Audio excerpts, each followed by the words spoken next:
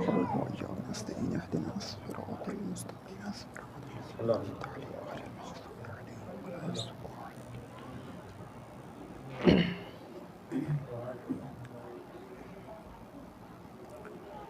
لا حول ولا قوة إلا بالله العلي العظيم. أعوذ بالله من الشيطان اللعين الرجيم. بسم الله الرحمن الرحيم. حسبنا الله ونعم الوكيل نعم المولى ونعم النصير. الحمد لله الذي لا يبلغ مدحته القائلون ولا يحصي نعماءه العادون ولا يؤدي حقه المجتهدون. الذي لا يدركه بعد الهمم ولا يناله غوث الفتن. الذي ليس لصفته حد محدود ولا نعت موجود ولا وقت معدود ولا أجل ممدود. فطر الخلائق بقدرته ونشر الرياح برحمته ووتد بالصخور ميدان أرضه. ثم الصلاة والسلام على النبي الأمي المكي المدني القرشي الهاشمي المطلبي الرسول المسدد والمصطفى الأمجد مولانا أبي القاسم محمد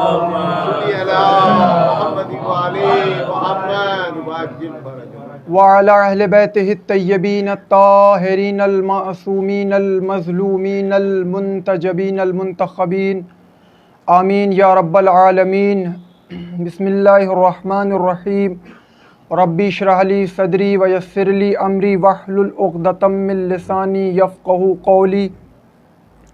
أما بعد فقد قال الله سبحانه وتعالى في القرآن الحكيم وهو أصدق الصادقين وقوله الحق. بسم الله الرحمن الرحيم. الف لام میم احسب الناس ان يتركوا ان يقولوا آمنا وهم لا يفتنون. صلوات پڑھ دے محمد.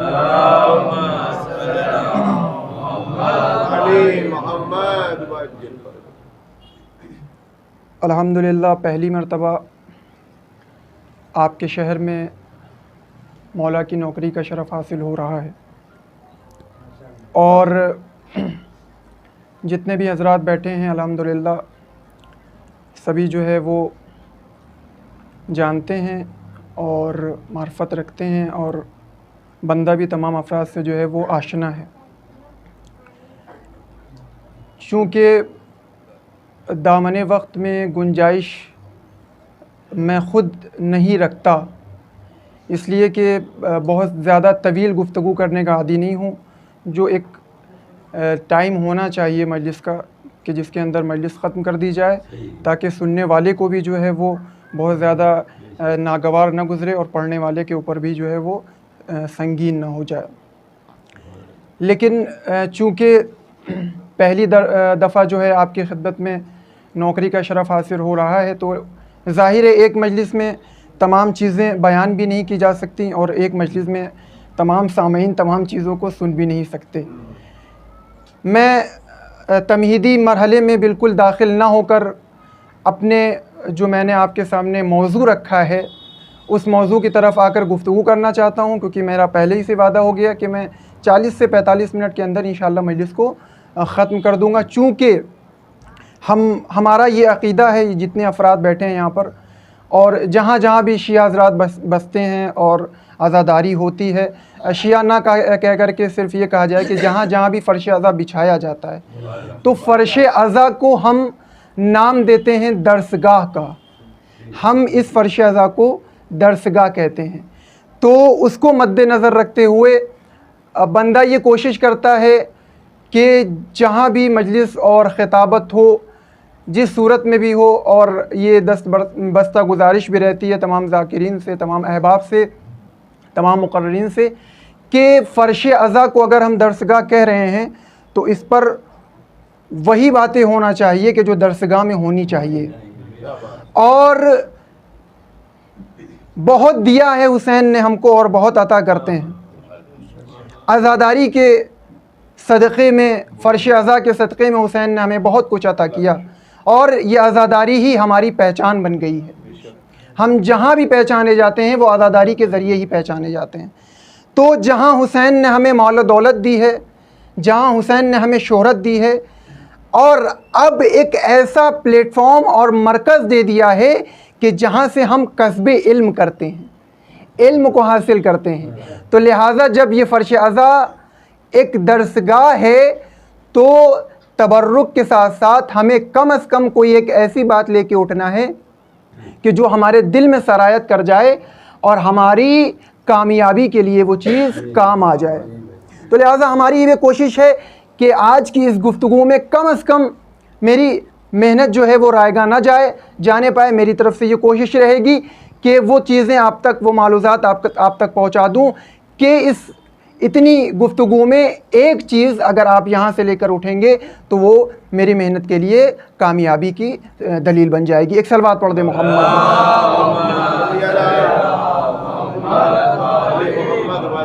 حسب وعدہ میں نے کہا میں تمہید کی منزلوں میں نہیں جانا چاہتا، میں نے تمہید کو کنارے رکھ دیا.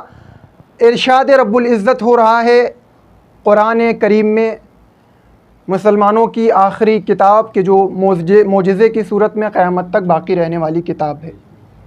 قرآن کا 29واں سورہ نمبر 29، سورہ عنکبوت، پہلی آیت، دوسری آیت اور تیسری آیت کہ جس کو سرنامہ سخن میں نے قرار دیا، اور ٹاپک اور موضوع جو ہے وہ ہے امتحان.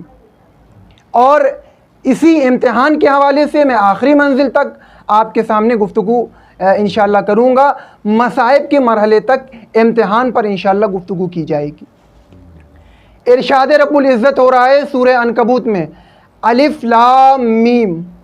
یہ جو الفاظ ہیں جن کو حروف مقطعات کہا جاتا ہے، اس کا علم یا تو خدا کے پاس ہے یا اہل بیت کے پاس ہے. یہ ایک رمز ہے. دوسری آیت میں ارشاد ہو رہا ہے، احسب الناس ان یترکوا ان یقولوا آمنا وہم لا یفتنون. اے وہ لوگ کہ جو ایمان لے آئے اور کہتے ہیں کہ ہم ایمان لے آئے، تو کیا وہ یہ گمان کرتے ہیں، کیا وہ سوچتے ہیں کہ بس ان کا ایمان لانا ہی کافی ہے؟ وہ یہ گمان کرتے ہیں، وہ یہ خیال کرتے ہیں، وہ یہ سوچتے ہیں کہ ہم نے لا الہ الا اللہ محمد الرسول اللہ یا اس کی ایک منزل اور آگے آ کر علی ولی اللہ کہہ لیا تو یہ کہنا ہمارے لیے کافی ہے. نہیں عزیزان ایمان، خدا کیا کہہ رہا ہے؟ احسب الناس ان یترکوا ان یقولوا آمنا وہم لا یفتنون. نہیں، ان کا ایمان لانا کافی نہیں ہے، بلکہ ان کو امتحان کی منزل سے گزارا جائے گا. اگر کوئی لا الہ الا اللہ محمد الرسول اللہ علی ولی اللہ کہہ چکا ہے، اقرار کر چکا ہے، تو اقرار کر لینا اس بات کی دلیل نہیں ہے کہ وہ اپنے ایمان میں صادق اور سچا ہے. یہ میں نہیں کہہ رہا، یہ کوئی عالم نہیں کہہ رہا، یہ کتاب خداوندی ہے، یہ کلام خداوند ہے. ایک خوبصورت منزل کی طرف آپ کو انشاءاللہ لے کے آنا چاہتا ہوں. اب یہاں پر قدرت رکی نہیں، اعلان کیا کہ وہ جو لوگ ایمان لا چکے ہیں اور وہ یہ گمان کرتے ہیں، یہ خیال کرتے ہیں کہ ہم ایمان لے آئے اور ہمارا ایمان لانا کافی ہے، وہ یہ خیال نہ کریں، اس لیے کیونکہ ہم ان کو آزمائشات میں مبتلا کریں گے، ہم ان کو امتحان میں مبتلا کریں گے، ہم ان سے امتحان لیں گے. اب عزیزان ایمان، یہاں پر تیسری آیت پڑھنے سے پہلے ایک سوال آپ کے سامنے کروں اور اس کا جواب دیتے ہوئے تیسری آیت جب میں پڑھوں گا تو اس بات کا خلاصہ اور تشریح ہو جائے گی. اے پروردگار عالم، تو امتحان کس سے لے گا؟ کس صورت میں امتحان لینا چاہ رہا ہے؟ کیوں؟ آیت کہاں نازل ہو رہی ہے؟ قرآن کریم میں. قرآن کب نازل ہوا؟ نبی کے زمانے میں نازل ہو رہا ہے نا. نبی کے زمانے میں، یعنی نبی کے زمانے سے لے کے قیامت تک کے لیے خدا امتحان لے گا. تو اب عزیزان ایمان، اللہ نے اپنے نبی کو مخاطب کیا. کیوں؟ اللہ کلام کس سے کر رہا ہے؟ اپنے حبیب سے کر رہا ہے، اپنے محبوب سے کر رہا ہے، رسول اکرم سے کر رہا ہے کلام. اور رسول اکرم کو یہ اشارت دے رہا ہے, بشارت کر رہا ہے کہ جو ہے وہ ہم لوگوں کو آزمائیں گے اور ان کا امتحان لیں گے. اب دوسری آیت جو ہے اس آیت کی تشریح کر رہی ہے اور اس آیت کے خلاصے کو بیان کر رہی ہے اور مومنین کے قلب کو خاموش کرا رہی ہے. اب کیا ہوا؟ آگے آیت کہتی ہے لَقَدْ فَتَنَّ الَّذِينَ مِن قَبْلِهِمْ. امتحان کیوں لیا جائے گا؟ اس لیے کہ ہم نے اس سے پہلے والوں کا بھی امتحان لیا ہے. آواز قدرت ہے, پریشان مت ہو, گھبرانا نہیں, تمہارے قدم ڈگمگائیں نہیں یہ سوچ کر کہ نبی کی امت سے امتحان لیا جائے گا. نہیں, امتحان کا مرحلہ پہلے سے ہے. لَقَدْ فَتَنَّ الَّذِينَ مِن قَبْلِهِمْ, اور اس کے بعد کہا فَلَيَعْلَمَنَّ اللَّهُ الَّذِينَ صَدَقُوا وَلَيَعْلَمَنَّ الْكَاذِبِينَ. امتحان کیوں لیا جائے گا؟ امتحان اس لیے لیا جائے گا کہ دیکھیں جو افراد کہہ رہے ہیں کہ ہم ایمان لے آئے وہ اپنے ایمان میں سچے ہیں بھی کہ نہیں. توجہ رکھیے گا, ایک خوبصورت منزل کی طرف آپ کو لانا ہے. آپ اسی خاموشی سے سنیے انشاءاللہ, لیکن میری کوشش یہ ہے کہ ایک پیغام آپ تک پہنچ جائے تو آج اس مجلس کا ہدف پورا ہو جائے گا. کیوں امتحان لیا جائے گا؟ اس سے پہلے والوں کا بھی امتحان لیا جا چکا ہے. لَقَدْ فَتَنَّ الَّذِينَ مِن قَبْلِهِمْ, آپ سے پہلے والوں کا بھی امتحان لے چکے ہیں. کیوں لیا گیا ہے امتحان؟ اس لیے کہ آزمایا جائے کہ وہ اپنے ایمان میں صادق ہیں یا کاذب ہیں. بھائی توجہ رکھیے گا, توجہ رکھیے گا. یہ خدا کہہ رہا ہے کہ میں آزماؤں گا. خدا کا لہجہ یہ بتا رہا ہے کہ کچھ افراد وہ تھے کہ جو ایمان تو لے آئے لیکن دل سے نہ لائے تھے. بھائی پوری تاریخ آپ کے سامنے پیش کر دوں گا, جناب آدم سے لے کے خاتم تک اور روز محشر تک کی تاریخ آپ کے حوالے کرنا چاہتا ہوں. یعنی خدا یہ بتانا چاہ رہا ہے اپنے حبیب کو کہ امتحان آپ کی امت سے بھی لیا جائے گا. اور کیوں لیا جائے گا؟ اس لیے لیا جائے گا کیونکہ امتحان لینے کے بعد آزمایا جائے گا کہ ان کی زبانوں تک لا الہ الا اللہ محدود ہے یا انہوں نے قلب سے کہا ہے لا الہ الا اللہ. میں توجہ رکھیے گا. اب ذرا سا مثالیں آپ کے سامنے پیش کرتا چلوں اور اپنی منزل کو آگے بڑھاتا چلوں. سب سے پہلا امتحان, ابھی میں قرآن نازل ہونے سے پہلے کے امتحان کو دیکھ لوں. کیوں؟ اس لیے خدا نے کہا ہے کہ میں نے پہلے والوں کا امتحان لیا ہے. تو بھائی ہمیں یہاں پر ثابت بھی کرنا ہے کہ خدا نے آیا پہلے والوں سے امتحان لیا کہ نہیں لیا. ہمیں تاریخ اٹھا کے نگاہ دیکھنی ہے, نگاہ کرنی ہے, اور پھر اسی قرآن میں ہمیں ملے گا کہ بے شک اللہ نے نبی سے پہلے والوں کا بھی امتحان لیا ہے. سب سے پہلا امتحان کس سے لیا گیا؟ تخلیق آدم ہو رہی ہے. پورا پس منظر آپ کے سامنے ہے, میں صرف اشارہ کر کے آپ کے سامنے سے نکلنا چاہتا ہوں. تخلیق آدم, آدم کا پتلا تیار ہو گیا. اللہ نے کیا کہا؟ میں اپنی روح آدم میں پھونکوں گا, سب کے سب سجدے میں گر جانا.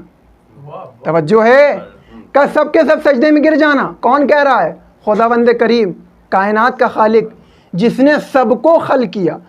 ابھی دنیا خلق ہونے کی ابتدا ہو رہی ہے. دنیا میں پہلے بشر کو بھیجنے کے لیے آمادگی اور زمینہ فراہم ہو رہا ہے. آدم کو خلق کر دیا. میں پورا واقعہ آپ کے سامنے, کسی بھی انبیاء کا پورا واقعہ نہیں پڑھوں گا, اور تمام انبیاء نہیں, چنندہ انبیاء ہیں جو نبی سے پہلے والے اور جن کا امتحان لیا گیا ان کا ذکر کروں گا اور پھر منزل کو آگے بڑھاتا چلا جاؤں گا. پڑھا لکھا مجمع ہے, تمام افراد جو ہے مجلس سنتے رہتے ہیں, مجھے بہت زیادہ تشریح کی ضرورت نہیں ہے. آدم کا پتلا تیار ہو گیا, روح پھونکنے کی باری آئی, کا سب کے سب سجدے میں گر جانا. اب عزیزان ایمان تاریخ اٹھا کے دیکھیے قرآن کیا کہہ رہا ہے. سب کے سب سجدے میں گئے الا ابلیس, وہ جو 1000 سالوں سے اللہ کی عبادت کر رہا تھا.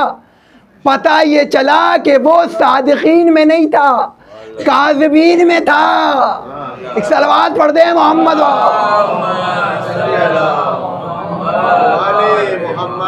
توجہ عزیزان ایمان.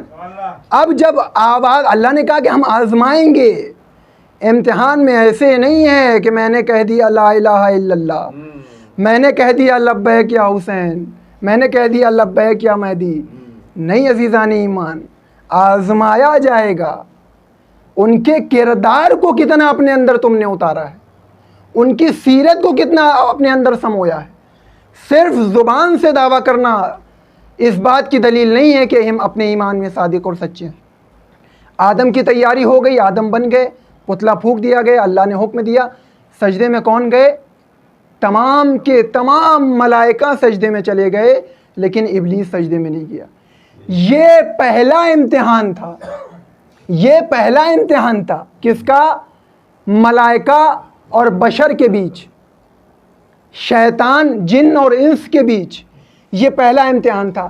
اب وہیں ایک اسٹیپ آگے بڑھ جائیے، ایک قدم آگے بڑھا لیجئے. دوسرا امتحان کس کا شروع ہو رہا ہے؟ کائنات کے پہلے بشر کا، ظاہری طور پر جناب آدم کا.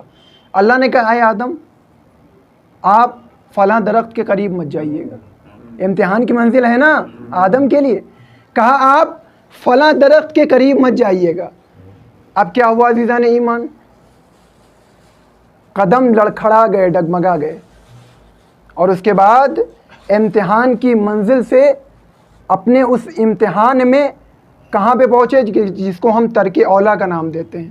نبی کے لیے گناہ کا نام نہیں دیا جاتا، نبی گناہ نہیں کر سکتا، بلکہ اس میں خدا کی مصلحت پوشیدہ ہوتی ہے، اس لیے اس کو ترک اولا کا نام دیا جاتا ہے.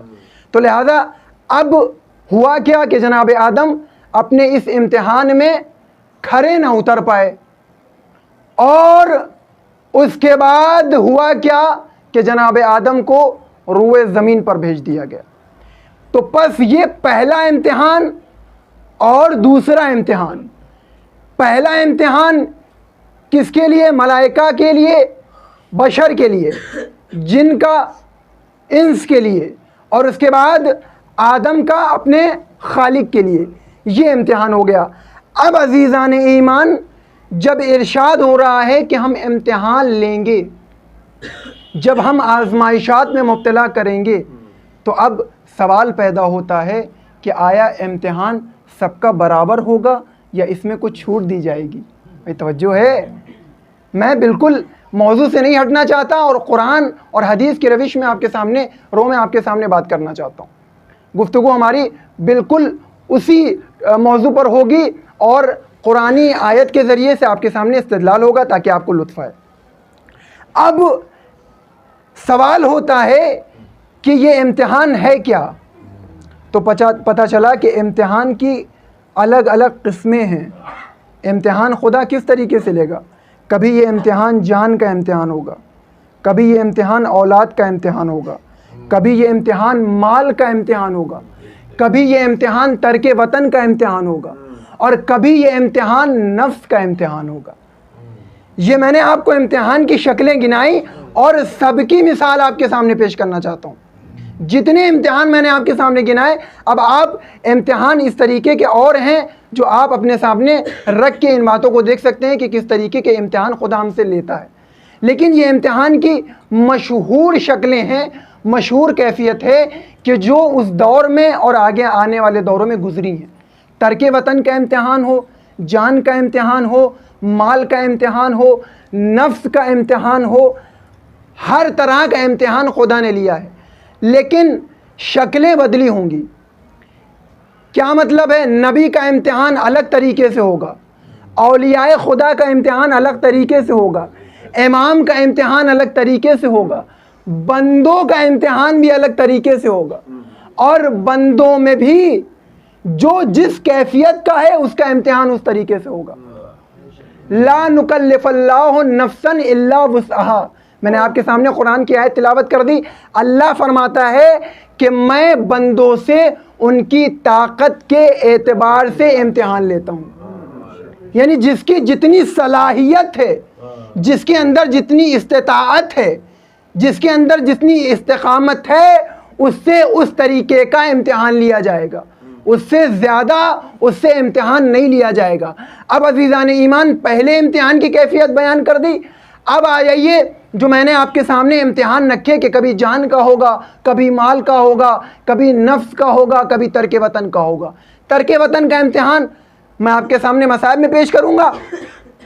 پہلا امتحان اور لے لیجئے کہ جو اولاد کا ہے اور جان کا امتحان ہے. اب آ جائیے, میں تمام نبیوں کو چھوڑتا ہوا, میں تمام چیزوں کو نہیں گنا سکتا, میں نے عرض کیا کہ اتنی کم گفتگو میں تمام امتحانات کو نہیں بیان کیا جا سکتا, ویسے تو عشرے درکار شاید ہو سکتے ہیں, لیکن چونکہ تمام باتوں کو سمیٹنا ہے. دوسرا امتحان کس چیز کا لیا گیا؟ مال کا اور جان کا, اولاد کا بھی. اب عزیزان ایمان امتحان کیا ہے؟ ابھی ماشاءاللہ سے محرم سے پہلے کا مہینہ جو ہے وہ ذی الحج کا مہینہ ہے, اور سب کے مد نظر ہے 10 ذی الحج کو بقرعید عید الاضحیٰ کے دن ہم قربانی کرتے ہیں. یہ کس کی یاد میں قربانی ہو رہی ہے؟ جناب اسماعیل کی. اب عزیزان ایمان اسماعیل کون ہیں؟ ابراہیم کے فرزند ہیں. اللہ نے کیا کہا؟ اے ابراہیم ہم آپ سے امتحان لینا چاہتے ہیں. کیسا امتحان؟ جان کا. کس کی جان کا؟ اولاد کی جان کا. دو امتحان ایک ساتھ لیے جا رہے ہیں. اچھا یہاں پہ ایک چیز آپ کے مد نظر رہے کہ خدا کی طرف سے امتحان لیا جا رہا ہے, اللہ امتحان لے رہا ہے.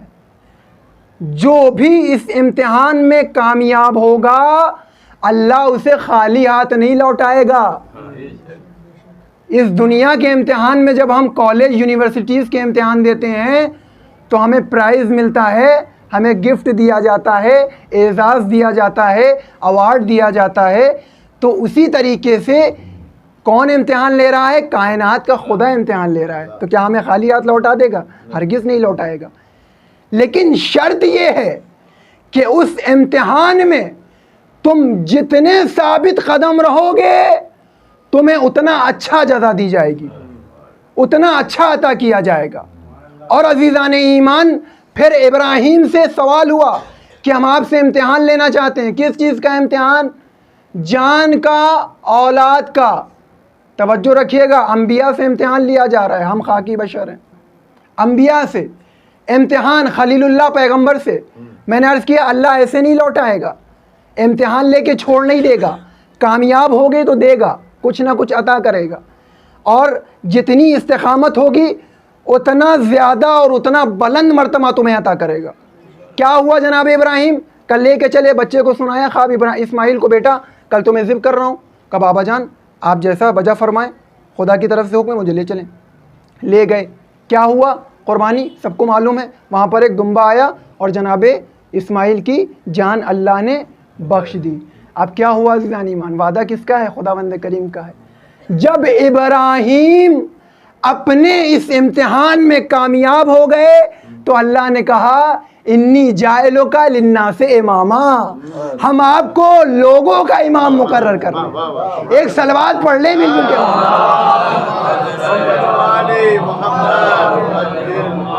امتحان کی منزلیں آپ کو گزارتے ہوئے ایک بہترین منزل کی طرح لانا چاہتا ہوں کہ سب سے اچھا امتحان اس کائنات میں کس نے دیا. اگر خدا امتحان لے رہا ہے, میں نے عرض کیا کہ جو جتنا ثابت قدم امتحان میں رہے گا اسے اتنا اچھا عطا کیا جائے گا, اسے اتنی اچھی جزا دی جائے گی. اس کا نام تاریخ میں, تاریخ کے اوراق پہ سب سے پہلے صفحے پہ رقم ہوگا. یہ ہے ابراہیم کی منزل کے جنہوں نے امتحان دیا اور کامیاب ہوئے. تو اللہ نے کیا کہا کہ ہم آپ کو لوگوں کا امام مقرر کر رہے ہیں. اب عزیزان ایمان وہ تمام منزلیں میں پھر چھوڑتے ہوئے جناب موسیٰ کے امتحان کی طرف لانا چاہتا ہوں. میں نے کہا تمام انبیاء سے خدا نے امتحان لیا ہے اور ان کی طاقت کے مطابق.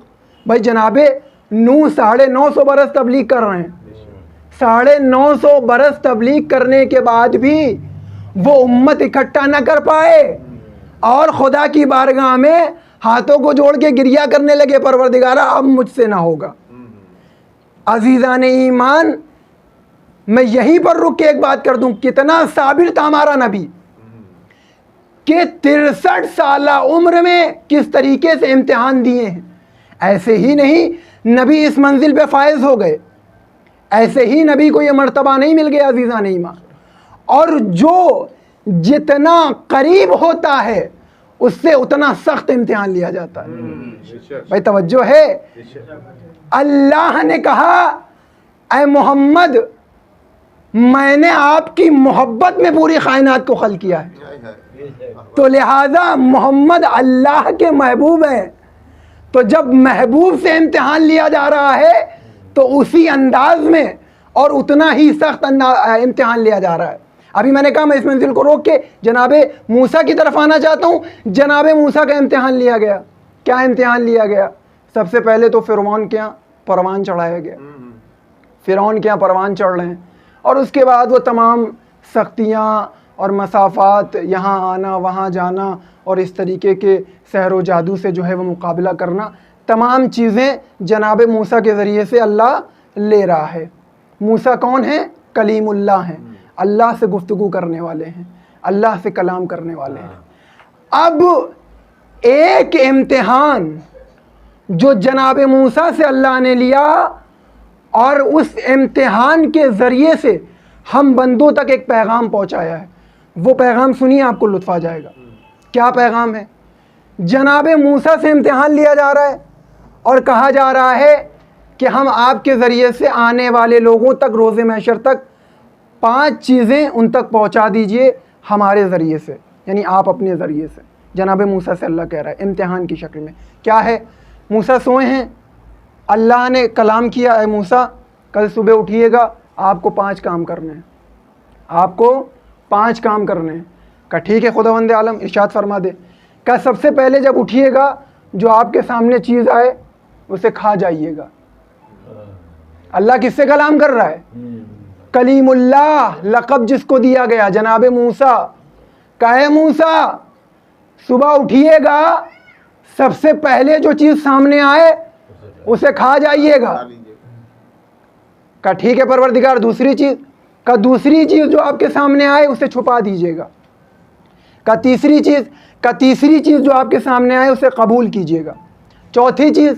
کہا چوتھی چیز جو آپ کے سامنے آئے اسے کچھ عطا کیجیے گا, خالی ہاتھ مت لوٹائیے گا. پانچویں چیز؟ کہا پانچویں چیز جو آپ کو ملے اس سے اجتناب کیجیے گا, پرہیز کیجیے گا, اس کے پاس مت رکیے گا, فوراً گزر جائیے گا. سمجھ میں آیا کچھ؟ ابھی نہیں سمجھ میں آیا. 5 چیزیں اللہ نے رمز کے طور پر موسیٰ سے کہیں. ابھی موسیٰ کو بھی اس رمز کے بارے میں نہیں معلوم ہے کہ آخر یہ ماجرا کیا ہے اور مجھے کل کیا کرنا ہے. صبح ہو گئی, موسیٰ گھر کے باہر نکلے. اللہ نے کیا کہا؟ امتحان کی منزل ہے. اللہ نے کیا کہا؟ سب سے پہلی چیز جو سامنے ہے اسے کھا جائیے گا. نکلے باہر, کیا دیکھا؟ پہاڑ ہے. میں توجہ ہے, پہاڑ ہے. اب ہم جیسے لوگ ہوتے تو گھبرا جاتے, پریشان ہو جاتے, لیکن نبی خدا ہیں, اللہ کی حکمت کو سمجھ رہے ہیں. گھبرائے نہیں, پریشان نہیں ہوئے, اپنے قدم کو پیچھے نہیں کیا, بلکہ اپنی منزل کی طرف بڑھنا شروع کیا. پہاڑ کی طرف دھیرے دھیرے بڑھنا شروع کیا. توجہ رکھیے گا, ایک خوبصورت منزل ہے. پہاڑ کی طرف آگے بڑھے. جیسے جیسے وہ پہاڑ کے قریب جا رہے تھے پہاڑ چھوٹا ہوتا چلا جا رہا, اور پھر انجام کیا ہوا کہ وہ ایک لقمے کے برابر ہو گیا. اور جب لقمے کے برابر ہوا تو خدا نے اس میں کھانے کی صلاحیت پیدا کر دی. موسیٰ نے اٹھایا اور وہ کھا لیا. آگے بڑھے, دوسری چیز کیا تھی؟ جو ملے گا اسے چھپا دیجئے گا. آگے بڑھے, کیا دیکھا؟ ایک سراہی ہے کہ جس میں ہیرے جواہرات موتی بھرے ہوئے ہیں. موسیٰ نے دیکھا کہ اللہ نے حکم دیا تھا کہ دوسری چیز جو ملے اسے چھپا دیجئے گا. انہوں نے ایک گڈھا کھودا, اس چیز کو چھپا دیا. آگے بڑھے, کیا دیکھا کہ وہ چیز نمودار ہو گئی, دوبارہ واپس باہر آ گئی. تو انہوں نے سوچا, اور حکمت خداوندی کے متعلق انہوں نے سوچا کہ جب خدا نے ہم کو صرف اتنا حکم دیا تھا چھپانے کا, لہذا نمودار ہو گئی ہے, اللہ کی کوئی حکمت ہوگی, میں اسے دوبارہ نہیں چھپاتا ہوں. آگے بڑھ گئے. اب آگے بڑھے, کیا دیکھا کہ ایک پرندہ جو ہے وہ بڑی تیزی سے پرواز کرتا ہوا موسیٰ کے پاس آیا. یا نبی خدا, باز میرا شکار کر رہا ہے, مجھے امان دے دیجئے. اللہ نے کیا کہا تھا؟ تیسری چیز جو آئے اسے چھپا لیجئے گا, امان دے دیجئے گا. موسیٰ نے اس پرندے کو اپنے ابا کے دامن میں چھپا لیا کہ میں نے تجھے امان دے دی. اب اس کے بعد وہ چوتھی چیز کیا تھی؟ جو آئے گا اسے عطا کیجئے گا, کچھ نہ کچھ دیجئے گا. बाज आया का नबी खुदा, इसका गोश्त खुदा ने मुझ पर जायज़ करार दिया है, ये मेरा रिज़्क़ है, मुझे लाइए। कहा नहीं, तुझे मैं कुछ और दे दूँगा, इसको मैंने अमान दे दी है। लिहाजा अल्लाह के हुक्म से उन्होंने उसे कुछ और अता कर दिया ताकि वो शिकम सैर होके वापस चले जाए। अल्लाह ने कहा था जो आएगा उसे कुछ ना कुछ अता कर दीजिएगा। तो हस्ब मामूल उनके पास जितनी सलाहियत थी, जो कुछ था उन्होंने अता कर दिया। पांचवी चीज़ क्या की थी? इज्तनाब करने के लिए कहा था, परहेज़ करने के लिए। अब आगे बढ़े, क्या देखा कि एक मुर्दार पड़ा हुआ है, एक मुर्दार, नजिस मुर्दार है। उन्होंने देखा, अल्लाह ने कहा था इज्तनाब करना, आगे बढ़ गए। ये रम्ज़ हैं, ऐसे नहीं समझ में आएंगे, अल्लाह ही बताएगा। एक सलवात पढ़ लें मोहम्मद।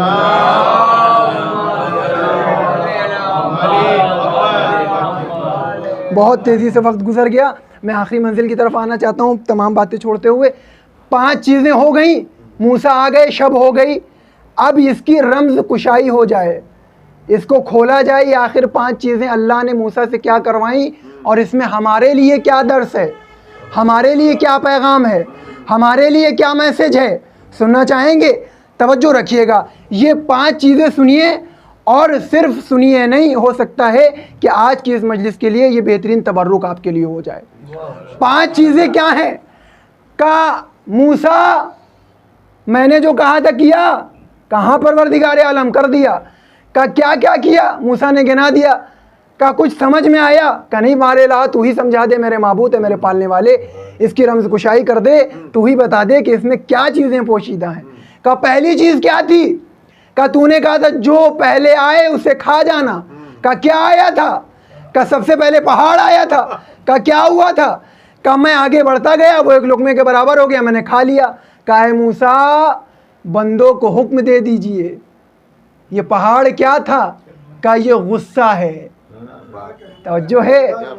कब बंदों को हुक्म दे दीजिए, उनका गुस्सा एक पहाड़ के मानिंद होता है, लेकिन अगर इसी गुस्से पे कंट्रोल हो जाए तो फिर वो एक लुक़मे के बराबर हो जाता है। भाई तवज्जो है ज़ाने ईमान, लुत्फ़ उठाएं आप। उसके बाद क्यों? इसलिए ठीक है, गलत बात पर गुस्सा आना शराफत की निशानी है। मौला कहते हैं गलत बात पर गुस्सा आना शराफत की निशानी है, लेकिन उसी गुस्से को पी जाना मोमिन होने की निशानी है। एक सलवात पढ़ दें मोहम्मद।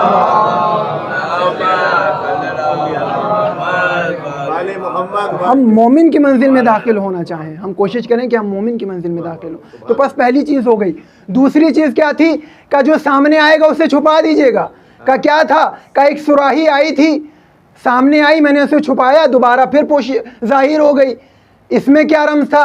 का कह दीजिए ये लोगों की नेकियां हैं, उनसे कहिए नेकियां छुपा के किया करें, जाहिर करना मेरा काम है। और जो है का अल्लाह, मैंने वो नेकी थी मैंने छुपा दी थी। कहाँ? लोगों को हुक्म कर दो कि नेकियां छुपा के किया करें, जाहिर करना मेरा काम है। दाएं हाथ से नेकी करो तो बाएं हाथ को पता नहीं चलना चाहिए। हातिम ताई की तरह नहीं हो। किसी ने इमाम हसन से सवाल किया, ये बताइए कि आपका बाबा अली मुर्तज़ा ज़ादा सखी था या हातिम ताई? तो मौला ने कहा तू ही बता दे, तेरी नज़र में क्या है? कब मेरी नज़र में तो हातिम ताई सबसे ज़्यादा सखावत वाला था। का कैसे? रीज़न तो बता, वजह तो बता, सबब तो बता। कहने लगा पता है आपको उसके यहाँ 40 दरवाजे थे। का अच्छा, फिर? का अगर एक फ़कीर पहले दरवाजे पे जाता था और कहता था मुझे अता करो, वो देता था, वही फ़कीर दूसरे पे, तीसरे पे, 10वें पे, 30वें पे, 40वें पे भी जाता था, हातिम ताई 40 दरवाजे से उसे अता करता था। मेरा मौला हसन मुस्कुराया, मुस्कुरा के कहा तू इसे सखावत समझता है? का क्यों, क्या हो गया?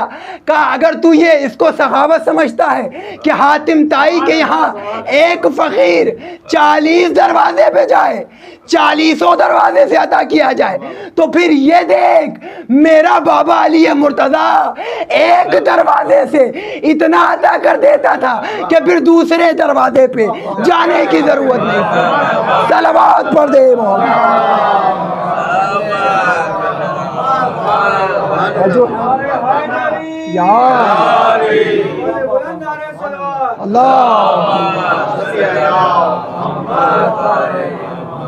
सखावत ये है कि एक दरवाजे से इतना अता कर दिया जाए کہ پھر سائل دوسرے دروازے پہ جانے کے لیے محتاج نہ ہو۔ تیسری چیز کیا تھی؟ جو آئے اسے قبول کر لیجئے گا۔ کیا ہوا؟ ایک پرندہ آیا تھا، کیا رمز تھا؟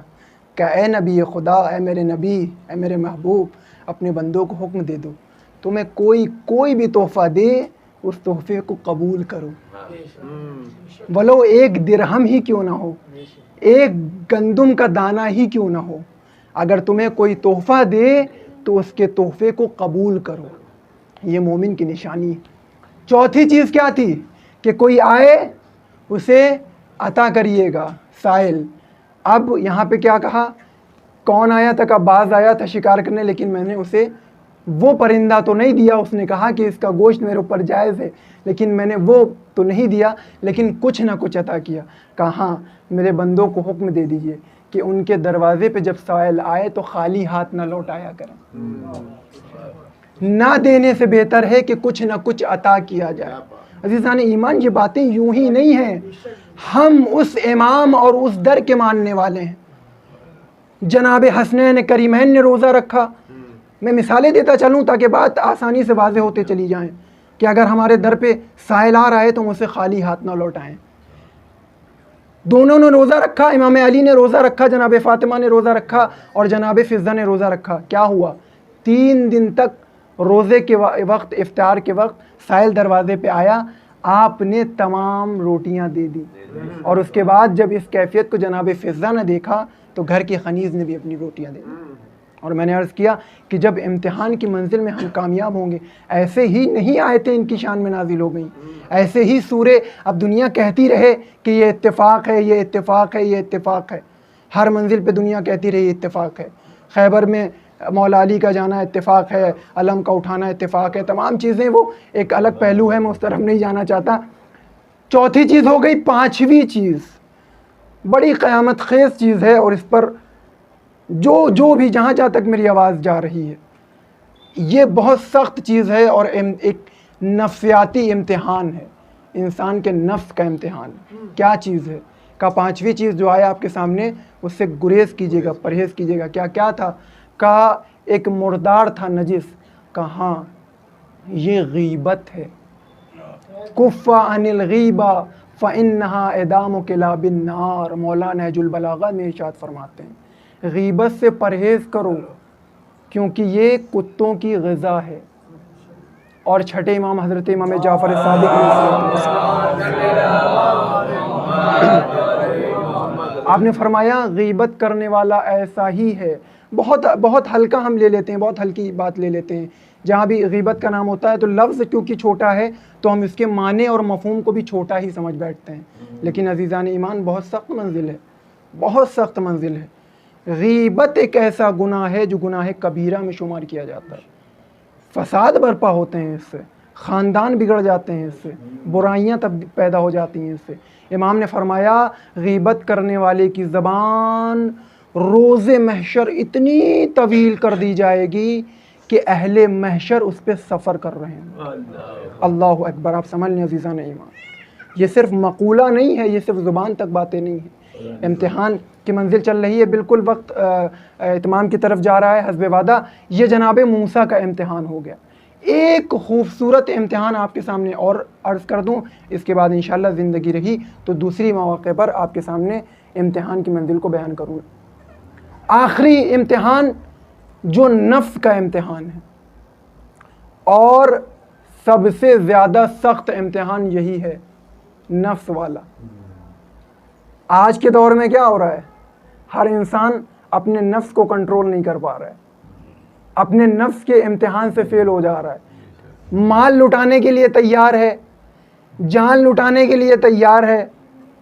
کہتے ہیں نا مولا آپ پہ جان قربان ہے، مولا خما لگا لیں گے، مولا چھری مار لیں گے، ہے نا، الگ الگ طریقے کے ورائٹی کے ماتم کر لیں گے، راٹ پھوڑ لیں گے، سب کچھ کر لیں گے، تمام طریقے کے، ہے نا، مال لٹا دیں گے مولا، سبیلے لگا دیں گے، جتنی کہیے اتنی لگا دیں، اتنی دولت ہے میرے پاس، ہے نا۔ ترک وطن کا امتحان ہے، ہاں مولا ترک وطن ہمیں عزیز ہے، محرم کہیں بھی کریں لیکن کرنا ہے نا۔ یہ امتحان، تمام امتحان سے ہم گزر جاتے ہیں، لیکن اسی امتحان میں ایک آتا ہے نفس کا امتحان۔ مولا ہم رات بھر عزاداری کر لیں گے لیکن مصلی عبادت پہ آ کر 2 رکعت نماز پڑھنا تھوڑا بھاری پڑ جاتا ہے.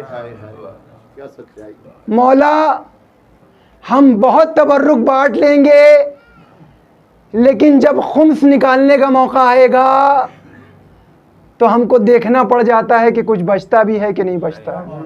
کیا بات ہے، کیا سچ. بڑی سخت باتیں ہیں جو ممبر سے بیان کرنا بہت ضروری ہے لیکن وقت نہیں ہے، لہذا میں گریز کر رہا ہوں ان باتوں سے. یہ نفس کا امتحان. نفس کا امتحان کس سے لیا گیا؟ میں نے کہا نا کہ پہلے قرآن سے پہلے والوں کو دیکھا جائے گا کہ امتحان سے گزارا کہ نہیں. کس کا امتحان لیا گیا؟ جناب یوسف علیہ الصلوۃ والسلام. یہاں پر اللہم صلی علی محمد،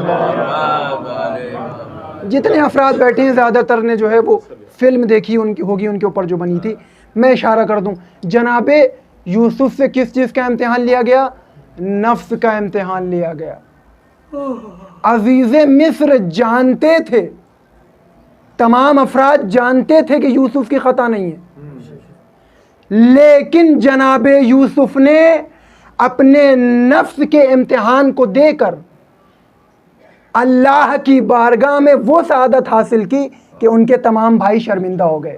آپ نے غور کیا؟ جب جناب یوسف امتحان کی اس منزل میں کامیاب ہوئے تو کیا ہوا؟ اللہ نے انہیں عزیز مصر بنا دیا.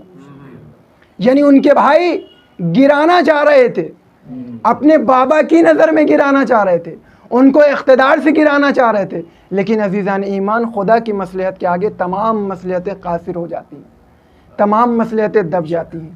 اور پھر نفس کا امتحان جب ہے تو پھر مولا کہتے ہیں من عرف نفسہ فقد عرف ربہ. مولا متقیان کہتے ہیں کہ جس نے اپنے نفس کو پہچان لیا اس نے اپنے رب کو پہچان لیا. آخری جملہ لیتے جائیے، آپ کی رحمت کو تمام کر دوں گا. جس نے نفس کے اوپر مجھے ایک طویل گفتگو آپ کے سامنے کرنی تھی لیکن نہیں کر سکا. جس نے اپنے نفس کو پہچانا اس نے اپنے رب کو پہچانا. اور مولا کہتے ہیں تمہارے نفس کی کم سے کم قیمت جنت ہے. بھائی توجہ ہے، آپ کہاں ہیں؟ تمہارے نفس کی کم سے کم قیمت جنت ہے. آج تمام دنیا والے کس کی لالچ میں ہیں؟ ہمیں جنت مل جائے. نماز کس لیے ہے؟ جنت. روزہ کس لیے ہے؟ جنت. حج زکوٰۃ خمس کس لیے ہے؟ جنت. عزاداری کس لیے ہے؟ جنت. کہیں نہ کہیں کسی نہ کسی گوشے میں ہمارے تمام اعمال کس لیے ہیں؟ جنت کے لیے ہے. لیکن مولا کہہ رہے ہیں تمہارے نفس کی کم سے کم قیمت جنت ہے. اللہ اکبر. عزیزان ایمان، آج ہم اپنے نفس کو کس کے عوض فروخت کر رہے ہیں؟ ہم اپنے نفس کو کس کے عوض بیچ رہے ہیں؟ ہم اپنے نفس کو اپنی خواہشات کے لیے بیچ رہے ہیں، ہم اپنے نفس کو جان کے لیے بیچ رہے ہیں، ہم اپنے نفس کو اقتدار کے لیے بیچ رہے ہیں، ہم اپنے نفس کو شہرت کے لیے بیچ رہے ہیں. یہ تمام شقیں ہیں کہ ہم اپنے نفس کو بیچ رہے ہیں، لیکن ہمارا نفس کی کم سے کم قیمت جنت ہے. اس پر مہر لگا دی جائے کہ مولا نے یہ کیوں کہا کہ تمہارے نفس کی کم سے کم قیمت جنت ہے. جناب ابو ذر کے لیے مولا نے کہا، مسجد میں بیٹھے ہیں، چند اصحاب بیٹھے ہوئے ہیں اور مولا نے کہا کہ آج میرا دل ابو ذر کے لیے بڑا پریشان ہے. کہا کیا ہوا مولا؟ نفس کا امتحان بڑا سخت ہے، اگر اس سے گزر گئے نا تو پھر وہ اقتدار عطا کیا جائے گا، وہ منزلت اور معراج تمہیں عطا کی جائے گی کہ پھر تمہاری ہستی ہمیشہ کے لیے قائم و دائم رہے گی. کہا میرا دل ابو ذر کے لیے بڑا پریشان ہے. کیا ہو گیا مولا؟ کہا ایک رات تھی کہ جب سلطنت عثمانیہ کے یعنی خلافت عثمانیہ کے کچھ سپاہی ابو ذر کے دروازے پہ آئے 4000 اشرفیاں لے کر، 4000 تھیلیاں لے کر. دروازہ کھٹکھٹایا، کہ 4000 تھیلیاں لے کر آیا ہوں، 4000 اشرفیاں ہیں، 4 تھیلیاں ہیں، یہ لو. کہا کس لیے ہے؟ کہا تم خلافت کو تسلیم کر لو، بیعت کر لو. عزیزان ایمان، اب یہ جملے میرے جملے نہیں ہیں، مولا متقیان کے جملے ہیں. اور مولا کو جو کلام ہوتا ہے کلام الامام امام الکلام، امام کا کلام کلام کا امام ہوا کرتا ہے. یعنی امام کا کلام مستحکم ہوتا ہے، اس کی نظر کہاں تک ہوتی ہے؟ تا حد نظر، جہاں تک ہم گمان نہیں کر سکتے، کہا یہاں تک ہے۔ اس کے بعد کیا ہوا؟ مولا کہتے ہیں میرا سلام ہو ابو ذر پر۔ اس رات ابو ذر نے یہ کہتے ہوئے اپنے دروازے کو محکم بند کیا۔ توجہ رکھیے گا، آخری جملہ لطف آئے گا۔ ابو ذر نے یہ کہتے ہوئے اپنے دروازے کو محکم بند کیا۔ محکم بند کرنا سمجھتے ہیں؟ اگر ہم کسی کی تذلیل کرنا چاہتے ہوں، ہمارے دروازے پہ کوئی آ جائے اور ہم اس کی تذلیل کرنا چاہتے ہوں تو اس کو ڈانٹ کر بھگاتے ہیں اور دروازہ محکم بند کرتے ہیں۔ مولا نے کہا، ابو ذر نے اس رات جواب دیا کہ تم نے میری شان میں 2 گستاخیاں کی، 2 گستاخیاں کی۔ ایک تو تم نے ابو ذر کو علی فروش سمجھا، بھائی توجہ رکھیے گا، بیدار ہو جائیے، کہ ایک تو تم نے میرے شان میں 2 گستاخی کی۔ پہلی گستاخی، تم نے مجھے علی فروش سمجھا، تم نے مجھے سمجھا کہ میں علی کو 4000 اشرفیوں کے عوض بیچ دوں گا۔ دوسری گستاخی تم نے یہ کی کہ میرے امیر کائنات کی قیمت 4000 اشرفیاں لگائیں۔ بھائی توجہ ہے، آپ کہاں بیٹھے ہیں؟ کہ تم نے میرے علی کی قیمت 4000 اشرفیاں لگائیں، جس کی قدموں میں تمام کائنات کی سلطنت ہو، تم اس کی قیمت 4000 اشرفیاں لگا رہے ہو۔ لیکن یہیں پر مولا کا دل تھم گیا۔ اب نفس آپ کو بتانا چاہتا ہوں کہ ابو ذر نے کیا نفس کا امتحان دیا۔ ایسے ہی ابو ذر نہ کہلائے۔ مولا کہتے ہیں کہ اس رات جب 4000 اشرفیاں لے کے پہنچے ہیں سلطنت عثمانیہ کے وزیر سپاہی، وہ تیسری رات تھی، ابو ذر کے گھر والوں نے کھانا نہیں کھایا تھا۔ اللہ اکبر، اللہ اکبر عزیزان، 3 راتیں گزر گئی تھی، ابو ذر اور اس کے بچے فاقوں میں اپنی زندگی گزار رہے تھے، لیکن اس نے اپنے نفس کو علی کے لیے نہیں بیچا، 4000 اشرفیوں کے عوض نہیں بیچا، اس نے بیچا نہیں اپنے مولا کو۔ عزیزان ایمان، آج غور کرنے کا مقام ہے۔ اگر ہم واقعاً مولا کے عزادار ہیں، مولا کے عاشق ہیں، اپنے آپ کو مولا کا پیرو کہتے ہیں، مولا کا چاہنے والا کہتے ہیں، تو اپنے نفس کو کسی اور کے عوض نہ بیچیں۔ اگر ہم اپنے نفس کو علی کے عوض بیچ رہے ہیں، کسی اور کے عوض بیچ رہے ہیں، تو ہم اپنی مولا کی شان میں خیانت کر رہے ہیں۔ بس عزیزان ایمان، میرا وقت تمام ہو رہا ہے، میں تمام باتوں کو چھوڑ رہا ہوں۔ آخری امتحان جو کہ ترک وطن کا امتحان، یہ کس نے امتحان دیا؟ یہ میرے مولا نے امتحان دیا، میرے نبی نے بھی امتحان دیا۔ مکے سے مدینے ہجرت کر کے آئے ہیں، میرے نبی نے بھی کیسے کیسے امتحان دیے۔ میرے نبی نے مال کا بھی امتحان دیا، میرے نبی نے اولاد کا، جناب ابراہیم اپنے فرزند کو امام حسنین پر قربان کر دیا۔ اللہ نے جب کہا کہ تم حسنین کو چاہتے ہو کہ ابراہیم کو چاہتے ہو، کہ میں حسین کو چاہتا ہوں، ابراہیم کو اٹھا لیا جائے۔ یعنی جتنے انبیاء آئے آدم سے لے کے خاتم تک، ان کے امتحان کی منزلیں الگ تھی، جدا جدا امتحان تھا، لیکن جب حبیب کی باری آئی تو تمام امتحان کو ایک جگہ سمیٹ دیا گیا اور سارے امتحان لیے گئے۔ لیکن اس کے باوجود بھی میرا نبی یہی کہتا ہوا نظر آیا، پروردگار تو جتنا امتحان لیتا جائے گا میں اتنا ثابت قدم ہوتا چلا جاؤں گا۔ بس عزیزان ایمان، ترک وطن کا امتحان جب آیا تو میرا مولا 60 ہجری کو مدینے سے نکلا، نانا کی مزار پہ گیا، الوداع لیا۔ لو عزاداروں، حسین کربلا میں آ گئے، شہادت ہو گئی۔ امتحان کی وہ منزل بھی آئی کہ اب ہمارا امتحان، مولا کا امتحان کہاں پہ جا رہا ہے؟ یہ امتحان کی باری اب سید سجاد کے کاندھوں پر آ گئی۔ آخری رخصت کے لیے جب مولا خیمے میں آئے، کہا اے میرے بیٹا سید سجاد، جب مدینے جانا میرے شیعوں کو میرا سلام کہنا جب ٹھنڈا پانی پیے تو مجھ غریب کی مصیبت کو یاد کر لے۔ عزادارو کیا قیامت ٹوٹی ہے اہل بیت پر. ارے کس طریقے کے امتحان سید سجاد نے دیے. ارے منہال نے یہی کہا تھا مولا کب تک گریا کریے گا, شہادت آپ کے گھر کی میراث ہے. کہے منہال تو نے انصاف نہ کیا. ارے بے شک شہادت میرے گھر کی میراث ہے, لیکن کیا ماں بہنوں کو بے پردہ شام میں پھرایا جانا یہ بھی میرے گھر کی میراث ہے. ارے یہ کہتے ہوئے امام نے ایک مرتبہ کہا الشام الشام الشام کا مولا. ارے 3 مرتبہ شام کا نام کیوں لیا؟ اے منہال دربار شام زندان شام کا مولا کیا مطلب ہے؟ کہا اے منہال ارے جب دربار شام میں یہ قافلہ داخل کیا گیا نا تمام تماشائیوں کا ہجوم تھا. بازار شام میں جب داخل ہوا کوئی کھجوریں پھینکتا ہے, ارے کوئی پتھر پھینکتا ہے, کوئی گرم پانی پھینکتا ہے. کہا مولا تیسرا شام کیا؟ کہا منہال ارے تیسرے شام سے مراد زندان شام جہاں میں اتنا مجبور تھا. میری بہن سکینہ اس دنیا سے کوچ کر گئی.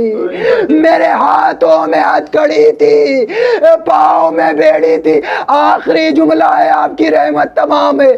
عزادارو ابھی تک امام گریا کر رہے ہیں.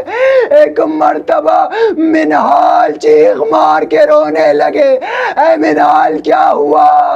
ارے پتہ چلا جس حجرے میں بیٹھے تھے ایک ہوا کا جھونکا آیا. ارے سید سجاد کے پیروں پہ ایک ہوا پڑی ہوئی تھی.